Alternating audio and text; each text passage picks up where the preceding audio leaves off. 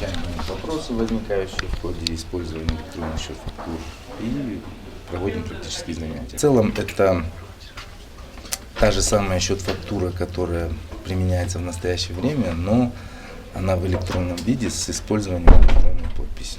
Это очень прогрессивный шаг, и это необходимо для того, чтобы снизить операционные расходы налогоплательщиков и снизить нагрузку с добросовестного бизнеса и создать одновременно максимальные препятствия для нелегального и недобросовестного бизнеса. Поступает очень большое количество предложений и замечаний от бизнеса именно по части электронных системы электронных счетов фактур. И на сегодняшний день наши IT-специалисты усиленно реализуют их предложения. Например, большинство из них направлены на удобство в работе, да, то есть у каждого, допустим, бухгалтера есть какие-то пожелания наподобие того, что там нужны определенные фильтры, да, то есть отображения. Некоторые вещи, они действительно оказываются полезными.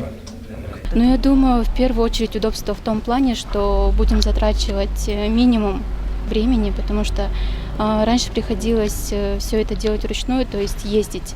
Даже на дорогу, допустим, да, тратим очень много времени. А сейчас это все можно будет оформлять онлайн. Это удобно. Процесс заполнения, в принципе, понятен, но сейчас идет только тестовое обучение. Вот, посмотрим, как будет дальше.